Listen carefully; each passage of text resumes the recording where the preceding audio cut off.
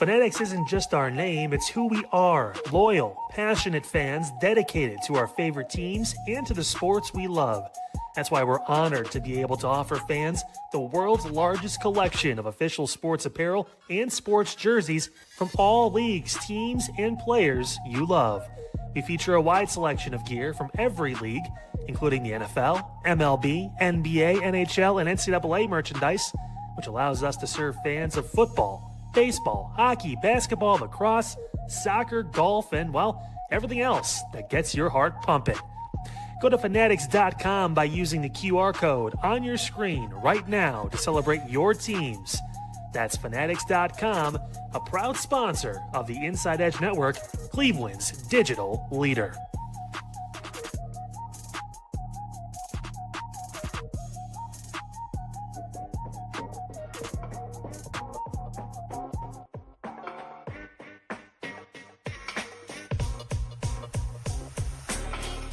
This is Midnight Run on the Inside Edge Network. Here's your host, Anthony Alford.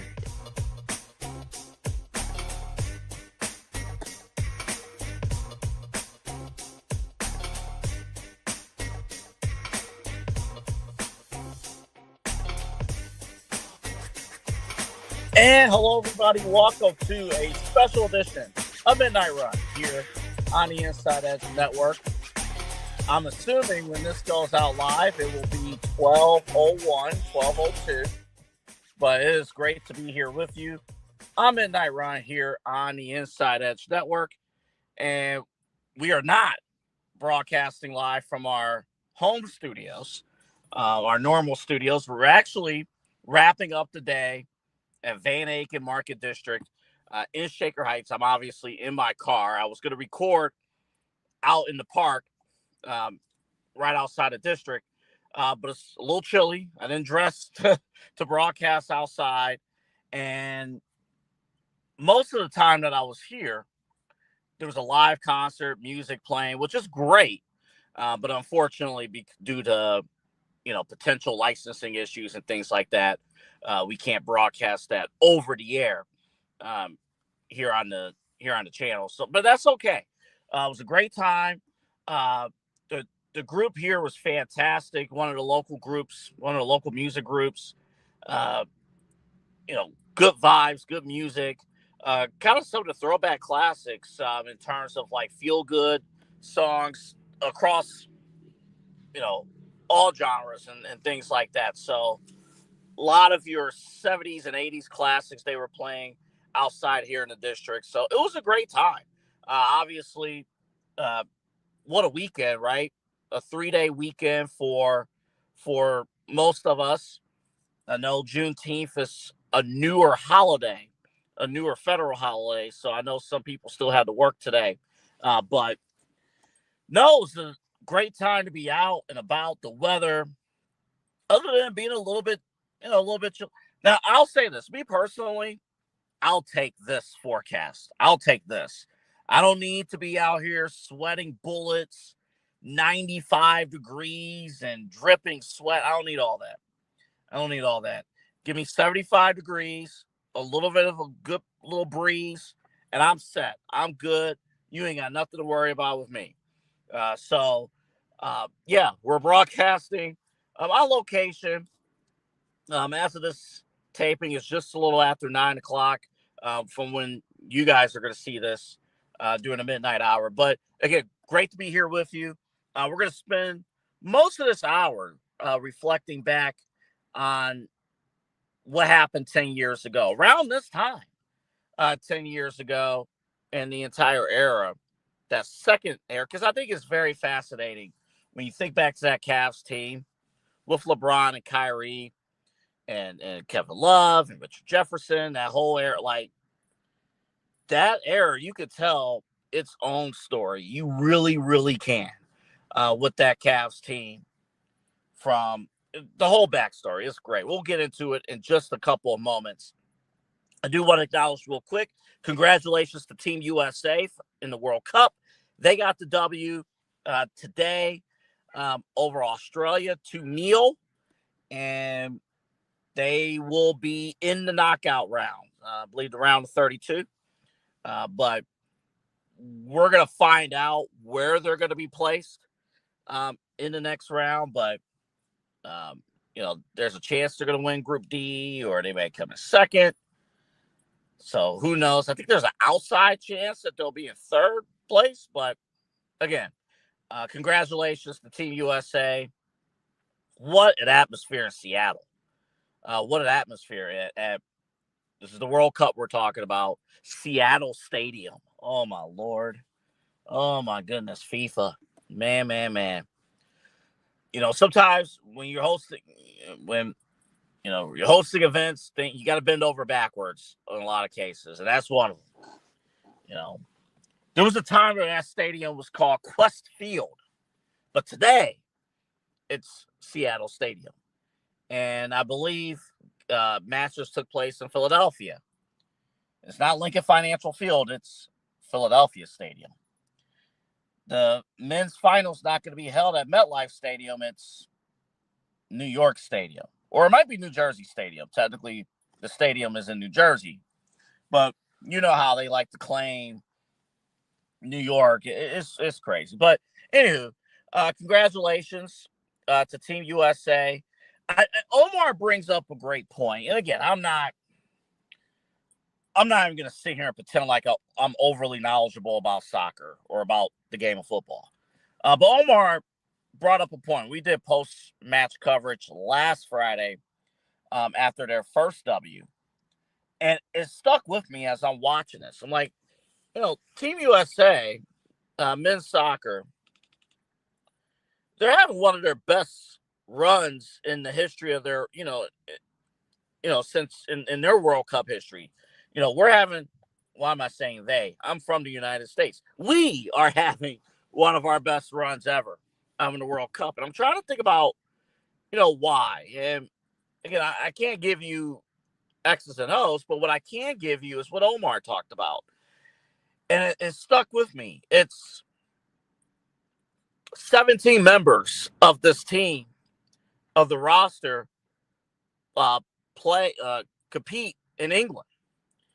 I'm not sure what the number was tonight, but last Friday, 9 starters from Team USA competed in England. This year, competed in England. And I do think having that increased level competition, because you got to think Premier League, UEFA, Champions, that's the same thing, UEFA, Champions League, some of those other leagues over there, like the competition and, all those different tournaments, when you're playing against elite level competition, it builds character, right? It gets you ready to compete at a world stage, and you learn different fundamentals. You excel. You know what you have to face, and you know what you have to do to accomplish what you need to accomplish. Things that you wouldn't get if you were just here in the States. Now, I do think there is a bigger topic to be had, right? First off, congrats. This is going to be a fun ride. I mean, to start 2-0 in the World Cup, in the men's World Cup, Team USA, is this something that this doesn't happen? Historically, it hasn't happened. It's just, historically, this is probably, again, I will defer to Omar for historical reference here, but this is one of, if not the best starts to Team USA in World Cup history, for them, for us. But, I'm going to add on, when we talk about level competition and levels and things like that, okay, if you're going by that statute, then what do we need to do here in the States to ensure that we are sending out and developing the best level of competition? And there's a bigger discussion to be had about the cost of youth sports. We talk about it all the time. Actually, Kyle on his show, Kyle and Jake Underwood, probably about a week ago, were talking about, not the school fees, but participation fees or, pay to play, right? I'll be honest, in Maple Heights, we had school fees. Now, I'm not sure what it's like now, but when I competed in Maple Heights and, during the 2000s, late 2000s, we had school fees. Everybody had to pay school fees. We did not have, to my knowledge, unless information was hidden from me, we did not have participation fees. Now, what did happen in Maple, we didn't offer as many sports as others, but that's besides the point. But I've realized something, right? Like a couple years ago, I competed a little bit. I dabbled into tennis. And I'm like, man, the tennis could be something I could be good at. I mean, but the road ended because how much do you have to spend for tennis lessons? Tennis lessons are very, very, very expensive. To do it in a routine fashion, tennis lessons are extremely expensive. And it just wasn't in my budget. But I'm just sitting here imagining, man, what could have been if I was able to train at tennis? Now, I'm saying this, now I'm 34, but, a couple of years ago, do the math, I was 32, 31, 32 years old, training for tennis, but imagine if teenage boys in Maple Heights and other towns could train for tennis. Problem is, everything's expensive.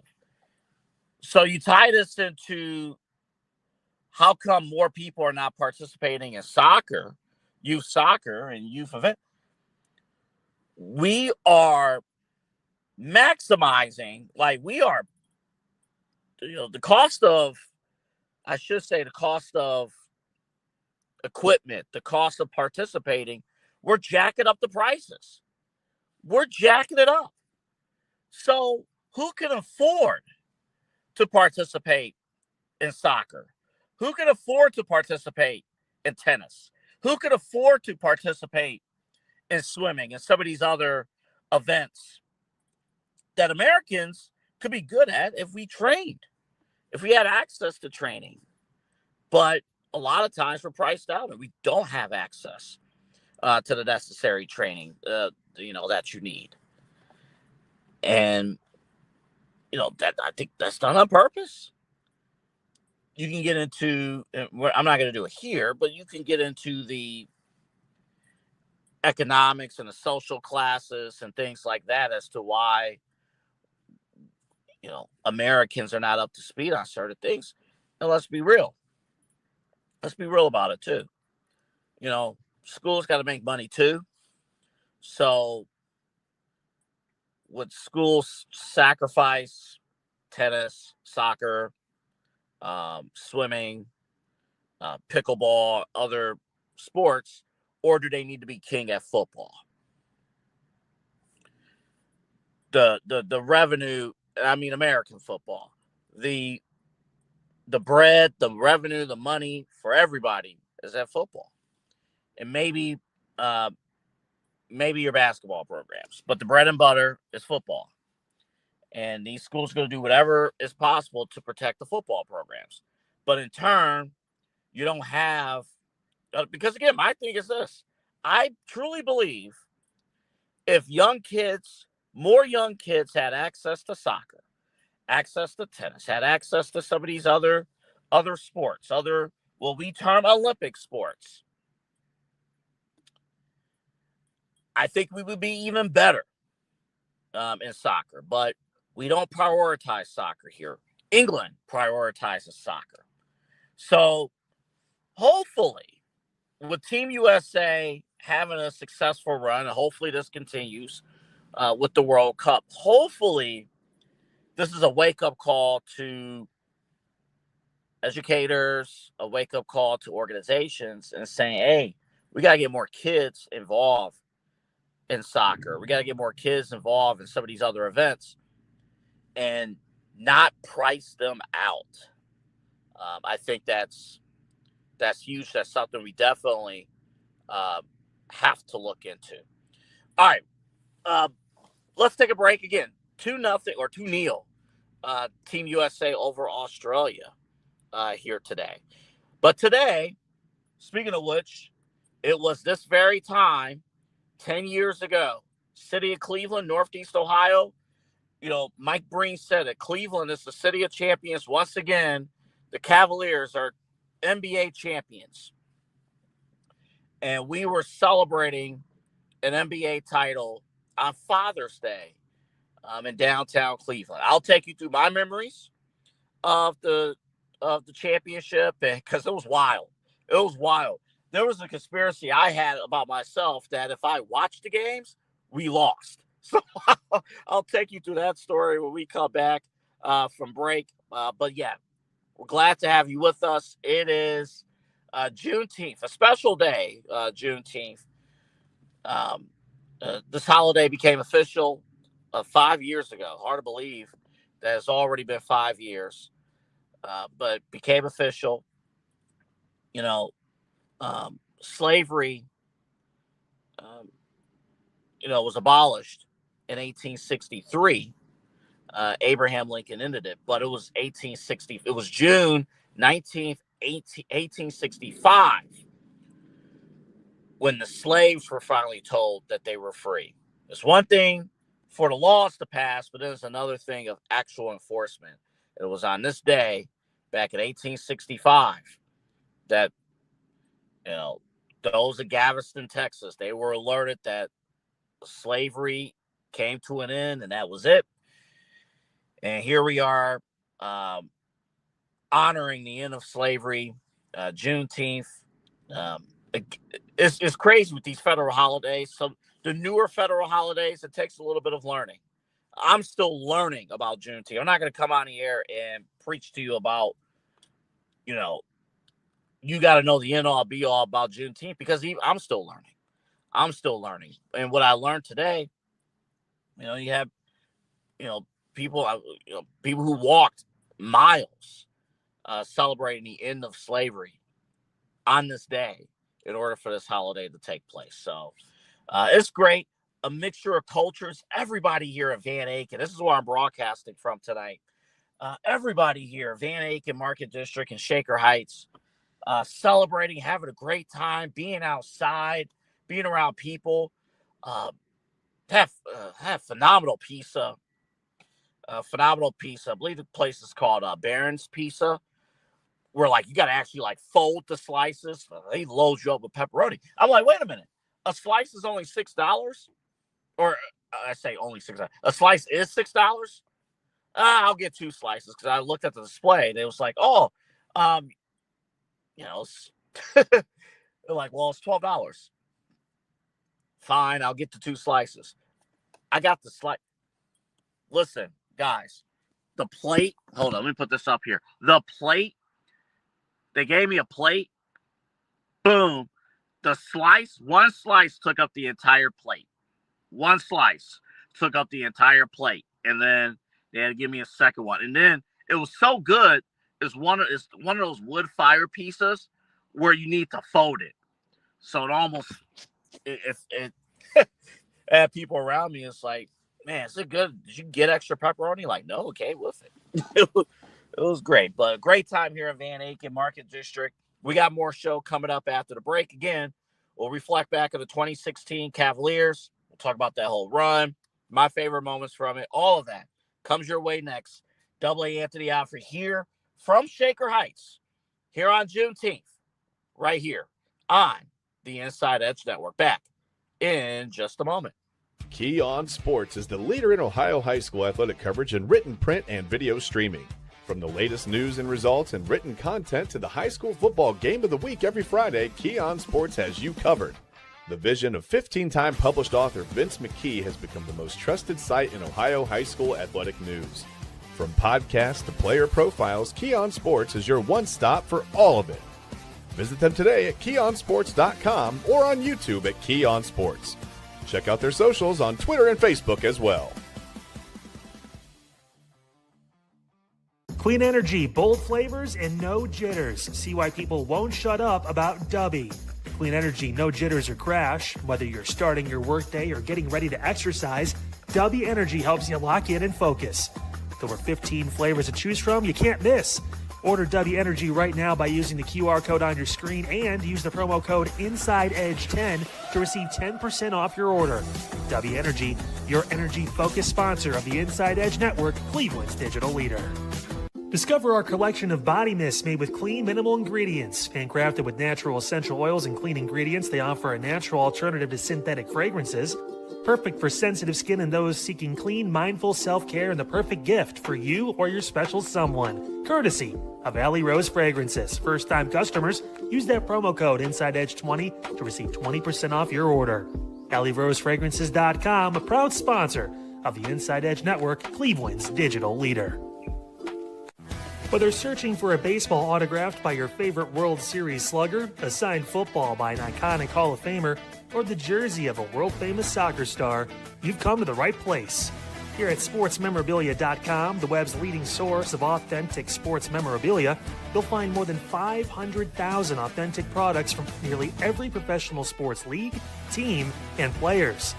Not only will you find your next prized sports possession with ease thanks to superb customer service and tremendous site experience, you'll have the satisfaction and peace of mind that every product listed comes complete with a certificate of authenticity and is fully backed by the SportsMemorabilia.com lifetime authenticity guarantee. Go to SportsMemorabilia.com by using the QR code on your screen right now. SportsMemorabilia.com, a proud sponsor of the Inside Edge Podcast Network, Cleveland's digital leader. Find us on InsideEdgeNetwork.com for the latest information on your favorite shows, personalities, and network partners. Plus, guess what? We have a merch shop. That's right, we have network polos, t-shirts, champion jackets, hats, and bottles. Rep the network. Every purchase supports independent sports and entertainment media. Use the QR code on your screen right now to check out InsideEdgeNetwork.com. That's InsideEdgeNetwork.com. Out of the way. You fucking loser. You're such a fucking bitch. I'm trying to film JR get in his shit right now. Pause. Heavy pause.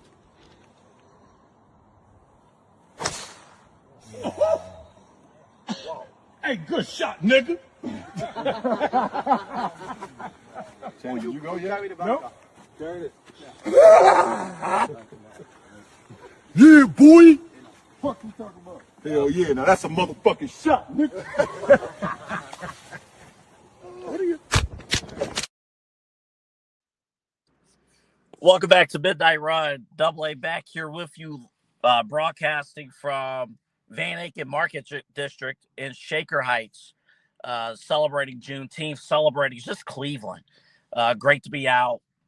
Beautiful weather and stuff. Hopefully, I won't have to turn on my light, so I'm going to turn a little bit over this way so there's a little bit of light because it's starting to get a little dark, but that's okay. Glad to have you with us. That was the 2016 Cavs from the golf outing, and they're all over the place. I know we talked about Kyrie Irving's not there, but that's okay. You heard Kevin Love at the beginning of the clip saying some things that he probably should be saying, you know, in a family atmosphere, and certainly LeBron James, or I should say Professor Bron, with all that gray. My Lord, man, you want to talk about off season? You want to talk about like, well, what is Bron going to do, or what does he enjoy doing most? It's that. It's getting on the golf course and get after it. But yeah, let's talk about it. 2016, it was 10 years ago when this team won the NBA championship. But again, remember to like and subscribe at Inside Edge Net on YouTube, Facebook, Twitter, Instagram, and TikTok. And we also have a Inside Edge Network app. It is on Roku. Just type it in, Inside Edge Network, and that's where you can find us right here. And I just realized I needed to put the ticker on. And I'm just saying this because, again, shout out to StreamYard. This is who we use. StreamYard, I can broadcast remotely. It's not the easiest thing to do but it's doable. It's very doable broadcasting live remotely. So Eli, who's my normal producer, he has the night off. He's enjoying himself. I believe he's out at Brothers Lounge with Omar. So they're enjoying themselves tonight. And, we're taping this episode, or, live to tape, I should say. We taped it tonight, but it's live to tape right here on the Inside Edge Network. Let's talk about 2016. 2016, and we'll go back to, the whole era, probably in the third segment, but 2016. So I had a superstition. With sports, you always believe in superstition, right? It's just there. It exists. It's just something you just believe in, right? All right, I give up. You got to turn the light on. Okay. Is this something you believe in, right? So I'll give you this. I remember back the first time one of my teams won a championship. It wasn't obviously Cleveland. It was Ohio State football. It was Ohio State and Miami, the 2002 national championship game. Watched it at my grandma's. And I remember anytime Miami scored or anytime Miami did something good, I had to run upstairs, run to my grandma's bedroom. And then when Ohio State did something good, I sprinted downstairs like, okay, we're back. So I have a long superstition ever since that moment in time. And I was like 10 or 11 years old. I'm like, for high stakes sporting events, I can't stay in one spot. I have to be, if we have a bad play, I got to move. I got to go somewhere else if we have a bad play. If we have a good play, okay, cool, I can stay right here. And it's always been that way. It's sports, the superstitions. And let's be real about it. We're Cleveland sports fans. There's a lot of bad. So there's a lot of things that could go wrong and has gone wrong. So 2015, we go to the finals. We obviously didn't win it. A lot of things happened leading into the finals. It was probably a blessing that we were even up 2-1 in the series, and then Golden State took over. We know the story of 2016 going in, right? Golden State, 73 wins, the most they surpassed the Chicago Bulls 72-10 record, I believe, from the 96 season. It's Stephen Curry, it's Klay Thompson, it's the prime of the Splash Brothers. It's pre-Kevin Durant. It's, you got Draymond Green and his prime doing Draymond Green things and the whole nine. It's Golden State, right? It's the Golden State Warriors. I don't think a single soul outside of Cleveland, Ohio, picked the Cavs to win the 2016 finals. In fact, if you go back, many predicted Golden State would win that series either in 5 or a sweep. This will be it. What are we doing? Why are they back? Whatever. And the first 5 games, it looked that way. So here was my superstition. So at the time, I worked at Cedar Point as a supervisor. So when I worked there were some games that I could not watch live because I was working. I was the closing supervisor, so I couldn't watch live. And again, this is 2016. It's not 2026. So the ability to just pull up the game on my phone and just watch, that wasn't a thing. It was available, but it wasn't a thing, basically. Internet wasn't strong enough at the park to pull. Basically, the best thing we could do is play Pokemon Go at Cedar Point, which that's a whole nother that's a whole nother show, whole nother moment in time.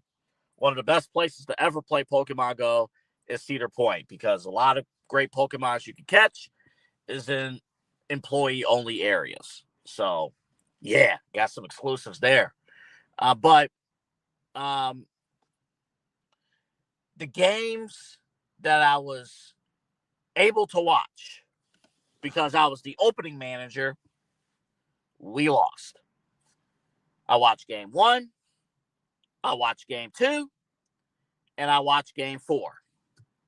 We lost those games. I was the closing supervisor for game 3. We won. So, go figure. All right, the next week comes out.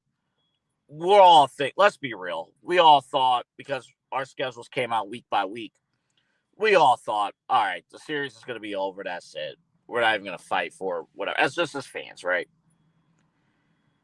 So game 5, I was the closing supervisor, and my manager had the games, at least on the radio. Obviously, you couldn't watch it, but on the radio, he had a terrestrial radio in the games office, and he had it on. And while we were closing, he had mentioned to me, my guy Dan, he had mentioned to me and others, like, dude, LeBron and Kyrie both put up, we won. We blew them out, Golden State. LeBron and Kyrie both put up 41 points. Like, whoa. That's crazy. They both put up 41. Craziness. But I couldn't watch the game because I was the closing supervisor that night. And then game 6, again, based on how the schedule worked out, I was the closing supervisor for game 6. And go figure, we won game 6. So the schedule goes out from the way we did the schedule back then. The schedule came out from Monday to Sunday. So on the schedule, I was scheduled to be the opening supervisor. We had an opener and a closer. I was scheduled to open on Sunday, Father's Day, game 7. Now, at this point, so game 6 took place on a Thursday. And then game 5 was the previous Monday, I believe. So when we won on Thursday, I went up to my boss, Dan. I'm like, look, we have a 6-game sample. And Dan and my boss, Dan, Cleveland sports fan, thick and thin. I'm sure he would understand where I'm coming from with this. We have a 6-game sample size, folks. When I'm the opening manager or opening supervisor and I get to watch the games, we lose. And remember, too, the 2016 NBA Finals, while there was a classic Game 7, and obviously we love the Cavaliers winning the title, the first 6 games were all beatdowns. All 6 games. Whoever won the games 1 through 6 were all blowouts. So I went to Dan. I'm like, Dan, we have a 6-game sample size. When I'm the closing supervisor and I don't get to watch the games, we win. When I open, we get blown out. We lose, and we lose badly. So, Dan, I will switch, and I went to my co-soup. She didn't have an issue with it, or, whoever. They didn't have an issue. So, I'm like, Dan, let's flip the schedule. You know why. Come on now. Now, here's the backdrop, too. I had already agreed, for game 7, I was going to come back to downtown Cleveland. My buddy Steve, we were going to go to downtown Cleveland for the watch party game 7. That's just something we agreed to. But Steve understood. Jinxing, come on now. So Dan looked at me and was like, dude, it's okay. Go to game 7. Or at least go to downtown, right? I'm not going to Oakland, but go downtown, experience game 7. All right. I looked at Dan. I'm like, if we lose the finals, it's on your hands. If we lose the finals, I blamed him like it would be his fault. But to his credit, he's like, no, you need to enjoy game 7. Okay, cool. We come to downtown Cleveland. So pick up Steve. We come down to downtown Cleveland. We're at a We're on West 4th. We're right in the thick of it. We're in front of a restaurant that's not open anymore. They're not open anymore, but we're in front of a restaurant that was there. I can't even tell you what it is. It hasn't been open in years. I think they closed pre-pandemic. They closed. But they had a TV right in front of their establishment, and we were all gathered, all of West 4th. There were TVs everywhere. And we got into our spots to watch the game. A lot of excitement, a lot of nervous energy. And then, and before that, it was just a whole celebration, right? Super Pimp was there. And let me detour for a quick second and talk about Super Pimp. Super Pimp, if you don't know, Super Pimp in downtown, might have had this on for too long. Super Pimp, I will turn this off just because I don't want to drain my battery, my car battery, and be stranded here at the Market District. Super Pimp always has like a loud red suit and tie, just loud, but he's great. He's great. He is a legend in downtown Cleveland. Every big event, Super Pimp is somewhere in downtown Cleveland, rooting them on the streets while you're on your way to the game. We haven't seen him in a couple of years. Like, hey, what's going on? Is everything okay? Super Pimp, he shared on social media 2 years ago he was involved in a head-on collision. He got on the road. A drunk driver smashed into his car.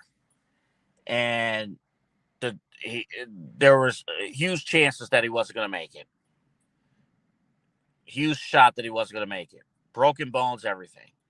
He had 2 major surgeries, and but he had a great support system, and the man upstairs got him through, and he's still here with us. So, shout out to Super Pimp. Shout out to him. But he was down there. Of course, you had musicians. I remember one in particular group singing "I Believe I Can Fly." Yes, from R. Kelly. Yes, he saw. Yeah, it happened. But that night, it was great. That night, it was great to see that. And we get into our spots. It's just it's surreal because the 2 TVs, they were delayed by a few seconds. So we had the delayed video. The people behind us had the live feed. And then, you see all the people who lived in apartments. You see their TV. It was just surreal, the atmosphere on West 4th being there.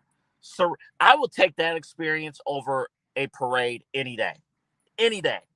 I don't need to go to a championship parade when it's 95 degrees and hot.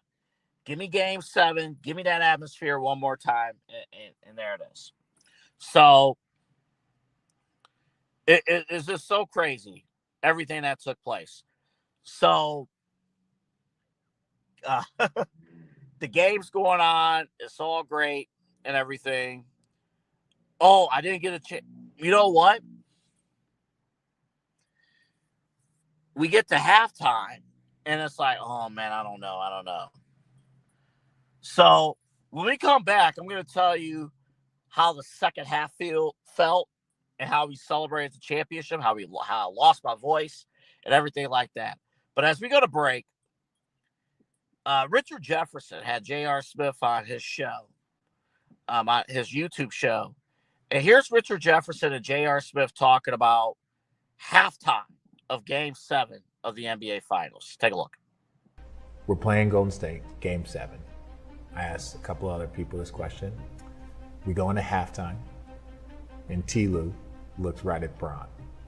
Says, I need more from you. Do you remember Bron's reaction? What the f*** you want me to do? Can you speak a little bit louder for the people at home? Can you speak a little bit louder?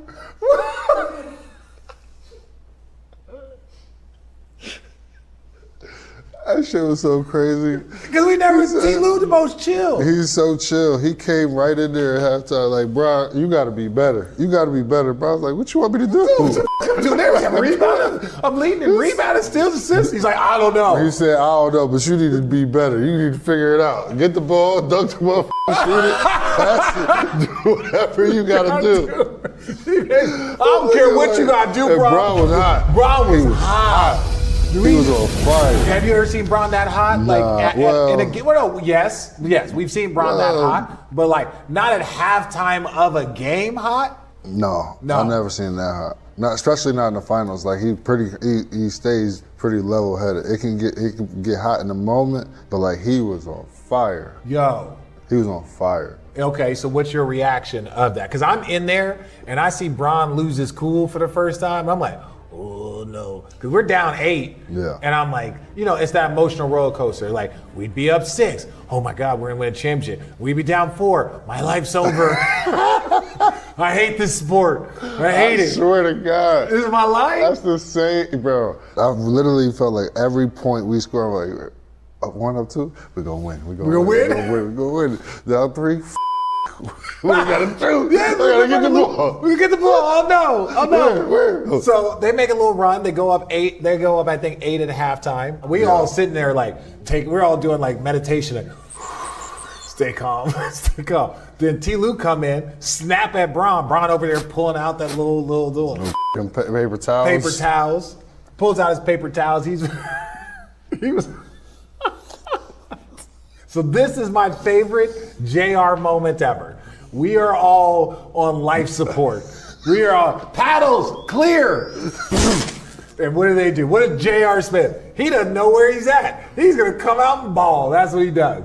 You go on an 8-point run by yourself. Do you know where you're at this time? Yeah. Okay. Yeah. Because I feel like you're having an out-of-body experience. Nah, Champ. It was Champ, for real. That's What why Champ? James Jones. That's why he's one of my favorite teammates ever. Cause I gotta say she too, because I've never played with 2 teammates who almost believed in me more than I believed in myself. Essentially, what T. Lou was telling Bron, like, bro, you not gonna shoot what you doing? Cause I think I only shot like 1 shot in the first half. Yeah. I think we had the same amount of shot attempts. And he was like, what are you gonna do? You gonna shoot? Like, this is game 7. We need you. Yeah. We need you. I'm like, all right. And I literally went out there. It was like, every time I catch that drum, I'm just let it go. And that's what happened. Yeah, right now it's 46-54. Yeah. It ain't We're looking gonna live good. or die with it. Let's go. Hey, you know what? I'll live or die with you shooting. But the crazy part is in game 1, I dove on the floor and had that gash on the bottom of my hand. Yeah. So I really couldn't feel like every time I caught the ball, it was like hitting on it. Man, what? That shit was stinging like hell. Yeah. That's why I don't dive. Yeah, it's probably I mess smart. up my. Hey everybody, it's me, Papa Moon, your host of Real Talk with Papa Moon on the Inside Edge Network.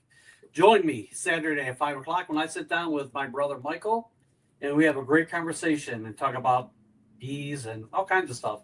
Right, Mike? That's right. I hope to see you there. All right, see you then. All right, so full disclosure, again, we're here in Van Aken Market District in Shaker Heights. I'm going to kind of speed through this because my phone's at 11%, and it might end prematurely. So we're going to speed through this and wrap this thing up. So second half happens, and then we know the finishing sequence, right? Blocked by James, we know that, and then, Kevin Love locking down Stephen Curry. And, I talked about the other day, Kyrie Irving, we're deadlocked at 89. And I just remember standing in the crowd, when we're deadlocked at 89. And it's like, okay, Golden State can't make a shot. We need to make a shot. Come on, make a shot. And then we're missing shots. Like, come on. And then they kept missing shots. Like, oh my, come on. Somebody hit a shot. And again, I said at the time, like, it was like 5 minutes of game action. It felt like 30. Just waiting for us to like break through. I'm like, if this is fate telling us that Golden State, who throughout their entire run, they've never struggled to hit buckets. This is fate telling us. This is the God telling us. This is our moment right here. And Kyrie Irving hits that shot. That place goes bananas. And then Then remember when we thought LeBron injured himself? He went for the championship clinching slam dunk, and he was down. We thought like, oh no. But then like a minute later, he got back up. He was good. We hit the one free throw. We missed the second, or I forgot the sequence, but we split the pair. Again, we locked down defensively. It was it. We won. And it was funny because remember I said like the TVs were delayed? So we're watching the delayed feed by like 10 seconds. We see the other group start celebrate. Like we were reacting when we seen things live, not by their reaction until the end of the game. When they saw like that we won the title, we didn't see it yet on our video, but we said, F it, we won the title. Yeah. It was just, oh my goodness. Man, it was great. Lost my voice. It was great. Oh my goodness. It was great. You can't beat it. It happened on Father's Day. I remember calling my brother. I remember calling mom. I remember calling dad. I'm like, dad was celebrating like we won the title. We won, because I'm not doing any of this if it wasn't for my dad and my family and their love for sports, but especially my dad. And it's poetic too that we're sitting in a vehicle because my dad and I had so many, and my brother, we had so many heated sports conversations in a vehicle, on car rides all the time. It happened in the car. While kids my age were listening to FM radio, I'm listening to AM radio. I'm listening to, 92.3 The Fan didn't exist at the time. I'm listening to 850. I'm listening to WTAM. I'm listening to, sports talk. Like, this is what we do. And you better know your stuff. So it was special. Unfortunately, my father unexpectedly passed the next year in 2017 during the Eastern Conference Finals. So I'm happy that my father was able to see. I mean, listen, and think about how long it is. You can go without a pro sports championship. My father was 2 years old when the Browns won the pro football championship back in 1964. He did not see another pro sports championship, for Cleveland until 2016. And unfortunately, a year later, he was gone. You've been hearing Knicks fans talk about 53 years. And you think you can live through it, but 53 years, that could be a lifetime. And Kenny Smith said it if the Knicks don't win another title for another 53 years, you're looking at 2079. If we in Cleveland go 52 years from 2016 without winning another title, that's the year 2068. So that's why I stress all the time. I know sports, you don't win all the time, but I do stress when you get close, you gotta take it home because you never know. It doesn't need to be the right time. It just needs to be the time to win a title. We've seen it with Ohio State. Ohio State's 2015 team was better than 2014. But Ohio State in 2015 did not get the job done. In 2014, we went on a crazy 3-game hot streak and won it all. I can make a case that the 2017 Cavs were better than the 16 Cavs.